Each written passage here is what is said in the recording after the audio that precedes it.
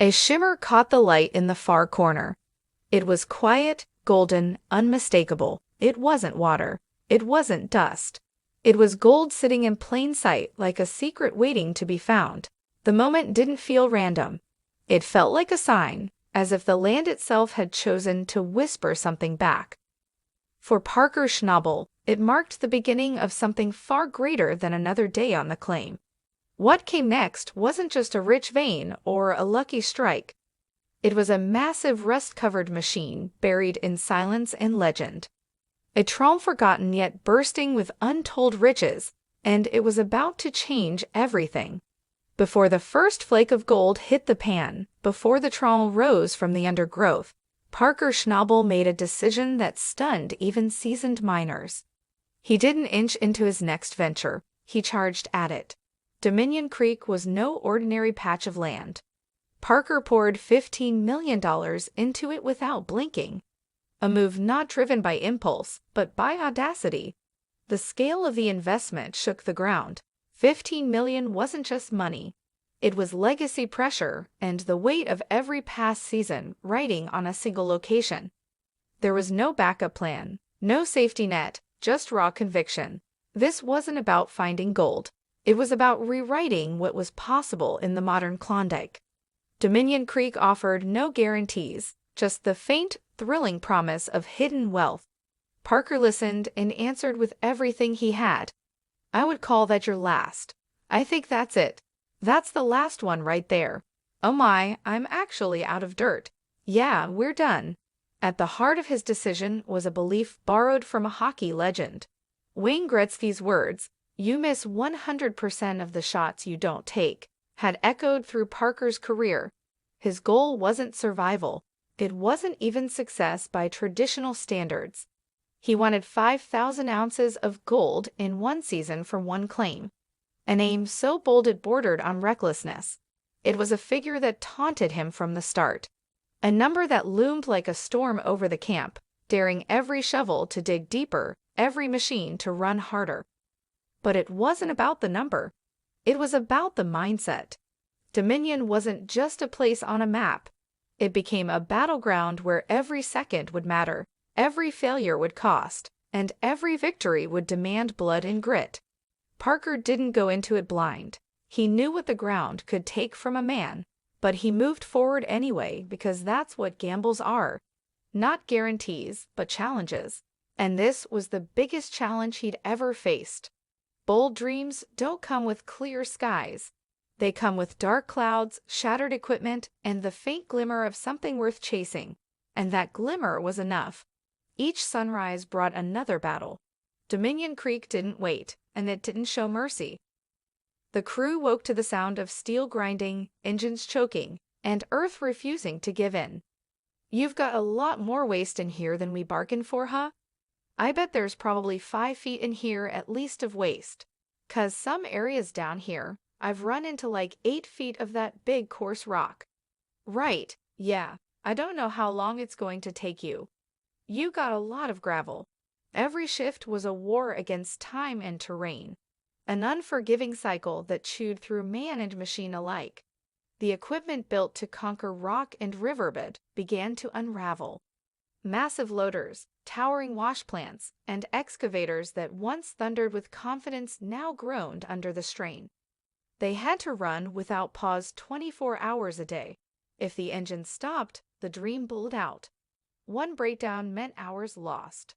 Hours lost meant gold lost. Gold lost meant the $15 million gamble was slipping away. But the land itself posed the fiercest resistance. Deep beneath the surface, the frozen ground struck back. Hard layers of permafrost splintered drill bits and snapped steel. Jagged rock beds emerged without warning, grinding into the undercarriage of machines. For every day that shimmered with promise, another dragged on in silence. Gold pans coming up dry, hope stretching thin. The stress didn't fade. It built. Every cough from a machine, every sputter of the wash plant sent a jolt of dread through the camp. One loose belt, one stalled drum, and the financial bloodletting began. Thousands of dollars evaporated in moments. It wasn't just frustrating. It was catastrophic. This was no longer mining. It was endurance. Every hour was a test of willpower. Dominion Creek was draining them one faulty part at a time, and yet they pressed forward, not for glory, for survival. Then came the shift, not in weather, not in luck, but in fate. What had once roared with life now sat still as stone. The structure was enormous, with its frame sinking into the ground like it had been abandoned in mid-breath. Branches coiled through its panels. Rain had etched grooves in its sides. But beneath all that ruin, there was purpose. This was no ordinary wreckage. It was a trommel, a colossal rotating drum, once tasked with separating gold from the earth. In its prime, it had devoured endless tons of gravel and rock. Its inner barrel spinning relentlessly, brutal in motion, designed for volume rather than precision. Strength was its virtue. Finesse was not. And that flaw had become its secret. The machine had missed the small stuff. The flecks, the fine gold, all of it slipped through its screens and spilled out with the waste. Not because the gold wasn't there, but because the technology couldn't hold on to it. Back then, what fell through the cracks was considered worthless. Today, that waste could be worth millions, and it hadn't gone far. Around the trommel, the mound still stood. Heaps of forgotten earth, dumped and left behind, unprocessed, untouched. Decades had passed, yet no one had returned to sift through what the machine had missed. That dirt was still there, waiting. Parker leaned in, brushing aside the dust layered thick over the metal's skin. The air inside the drum was stale, unmoved for decades. As his eyes adjusted to the dim light, something flickered. It wasn't rust. It wasn't debris. It was something else, a glint. Gold, just a soft shimmer tucked between grime and history. But it was real. A flash of yellow that spoke louder than any words ever could. The trawl hadn't just been a relic. It was a sealed vault, a time capsule hiding in plain sight. That single gleam unraveled everything. This wasn't just scrap metal. It was the remnant of a dream that had been abandoned too soon. Parker had stumbled onto more than old machinery. He had discovered an unfinished chapter of someone else's gold rush, and the whispers began to make sense. Among the Klondike's oldest voices, stories lingered. Half-told tales about a massive machine that vanished into the woods, an operation left midstream. Some said the money ran out. Others claimed the ground froze faster than the crew could dig. There were even murmurs of machinery failure, the kind that ends a season in a single snap. Whatever the truth, one detail stood firm. They never finished the job. The gold-bearing dirt, pay dirt, had been left where it was, rich, heavy, and nearly mythical in reputation.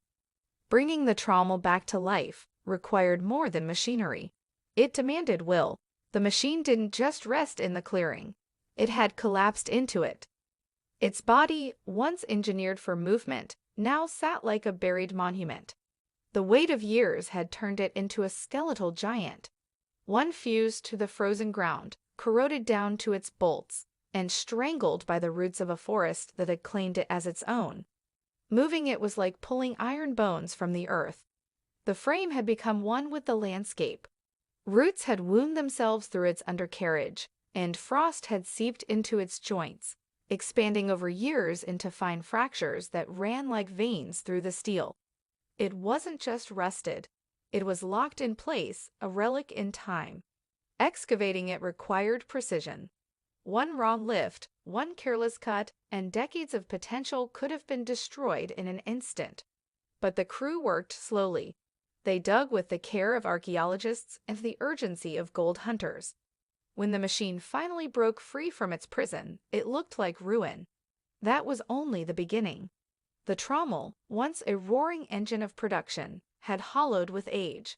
Its custom barrel, the core of its function, was riddled with holes, bruised by rust, and disfigured by years of ice expansion. Bolts were fused tight. Gears refused to turn. No piece could be trusted. To make it run again wasn't a matter of repair. It was resurrection, a full-scale rebuild from the inside out. Every single part had to be re-evaluated, re-engineered, or replaced altogether. Most of the components hadn't been manufactured in decades. Some would need to be forged from scratch, and keeping it running, that would be a never-ending battle. Every groan from the frame, every stutter of the drum would demand attention. There would be no rest. Maintenance wouldn't be routine. It would be obsession. But Parker's crew didn't flinch. They weren't just chasing ounces of gold. They were restoring a symbol.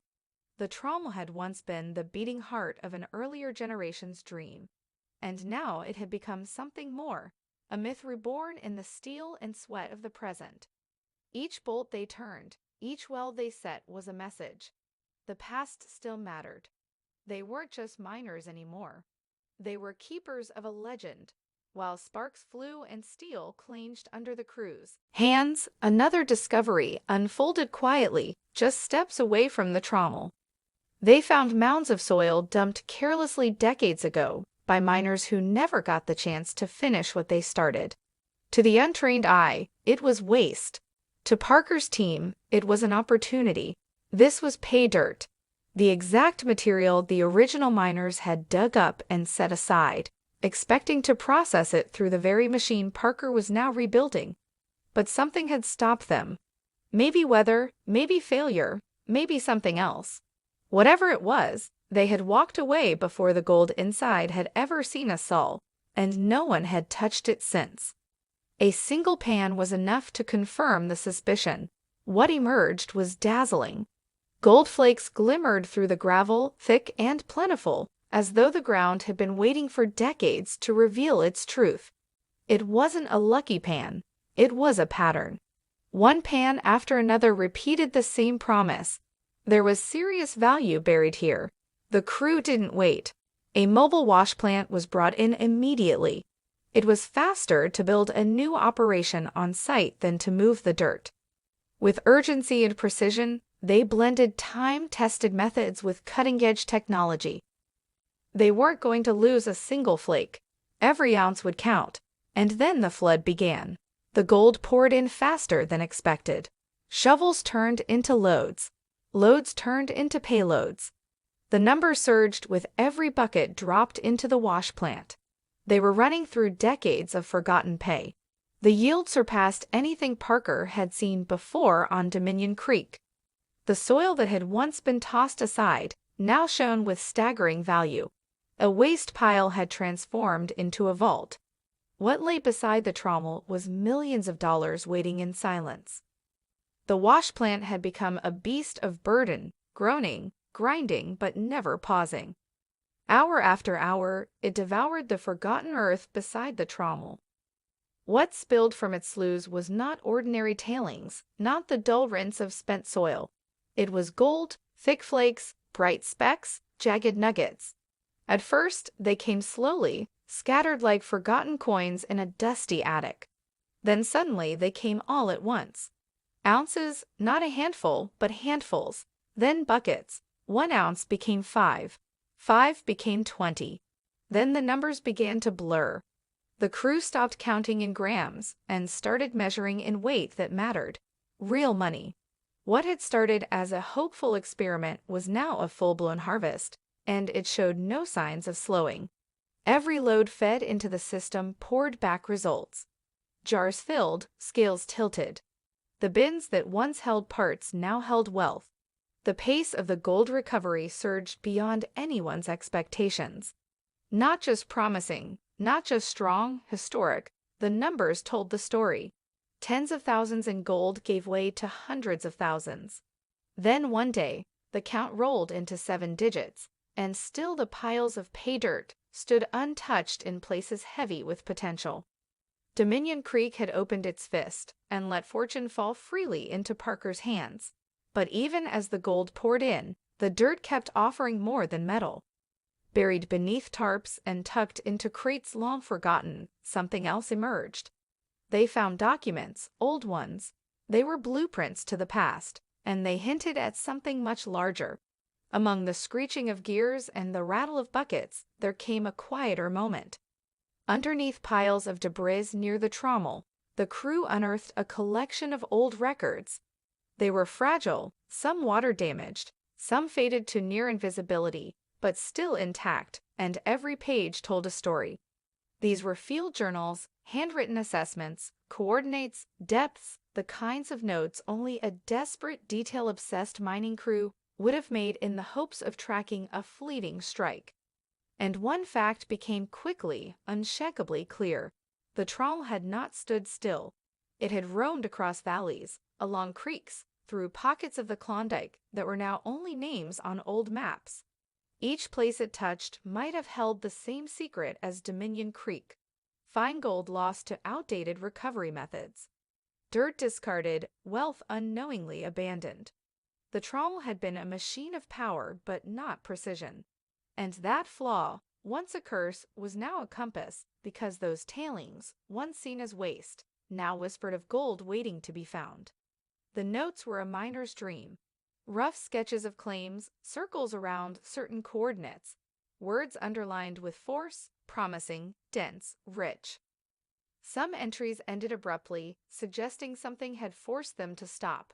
A broken shaft, a frost too deep, a crew that ran out of time. But the gold, it might still be there. For Parker's team, the realization was electric. The trawl wasn't a dead-end relic. It was a starting point. Every place it had been, every place it had churned and abandoned, could hold treasure left untouched. It wasn't just about Dominion anymore. It was about the North. The trail had been cold for decades. Now Parker held the map. What began as a mechanical job slowly transformed into something sacred. Fixing the trawl stopped being about productivity. It became a gesture of respect to those who had come before and vanished into history's silence. With every bolt turned and every joint welded, the crew wasn't just restoring steel. They were resurrecting memories. The machine bore scars from another time, dents left by unseen collisions, worn panels shaped by seasons of work, rusted bolts that had once been tightened by hands now long gone. Each piece whispered of men who had stood here once, facing the same wind, the same cold, the same exhaustion that now weighed on Parker's crew. They too had dreamt of gold. They had braved the harsh terrain for a chance, however slim, at something greater. Every miner who had once stood at the trommel side had carried the same stubborn fire in their chest, and now that same fire burned in the hands that rebuilt it. Weeks passed. The work was slow, deliberate, precise. The crew treated the trommel not as salvage, but as a relic worthy of patience, worthy of care. No detail was too small. No shortcut was taken, because this wasn't just about mining anymore. It was about finishing the story. Then finally, the silence broke. A low rumble stirred deep inside the belly of the machine. Gears turned, the drum began to spin, and then came the sound. A deep, thunderous growl that echoed through the valley and bounced off the mountains. The trommel had awakened. After decades of stillness, it was alive once more. Not as a ghost of the past, but as a bridge between generations. Parker's crew hadn't just rebuilt a machine. They had restored a voice from the past and handed it a new beginning. What once sat lifeless in the weeds, crumbling under rust and time, now thundered back to purpose. The trommel no longer resembled the worn-out relic they had first discovered. It had been reborn, not simply restored, but transformed.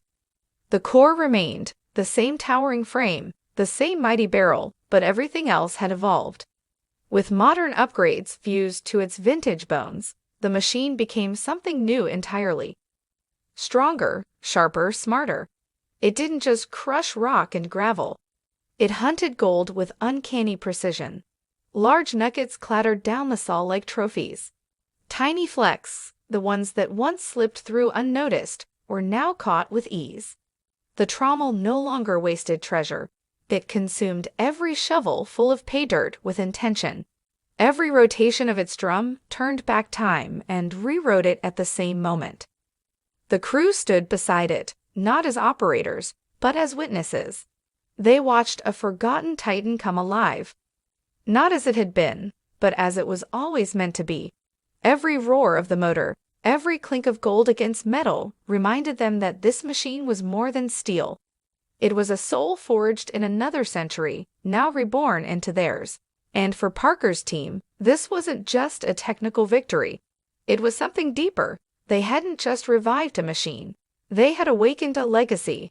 As the trommel spun relentlessly, reclaiming lost gold from forgotten soil, Parker's team began to uncover something just as valuable. Context. Tucked away in the margins of old notebooks, in the corners of black and white photographs, and in the worn ink of crumbling pages, they found traces of those who had come before. Names barely legible, faces staring back from another time, notes scribbled in the margins of maps, and hand-drawn trails winding through valleys that still echoed with the crunch of boots and the rattle of carts. These were not fictional heroes. They were real men, long vanished, who had staked their futures on this same land. Dominion Creek no longer felt like a claim. It felt like an inheritance. This operation wasn't just about ounces and output anymore. It had become something living, a thread connecting past and present, wound tightly through decades of grit, sweat, and hope. Parker Schnabel hadn't just bought a piece of land. He had stepped into a long and unfinished story, one written by men who had nothing but dreams and a machine that had once carried them. Now it was his turn, his chapter. The legacy was still being written. When the final tally came in, the numbers spoke louder than any machine ever could. Parker hadn't just reached his 5,000-ounce target, he had obliterated it. The season's yield soared far beyond expectations, creeping toward double the original goal. It wasn't just a personal victory. It was a seismic shift in the Klondike. What began as a desperate gamble had turned into something historic. The total value of the gold, pulled from Dominion Creek, much of it from dirt the old-timers had walked away from, was staggering. By the end, the figure danced near $400 million. Not from a new claim, not from advanced technology alone, but from the rusted bones of an abandoned machine and a hunch that refused to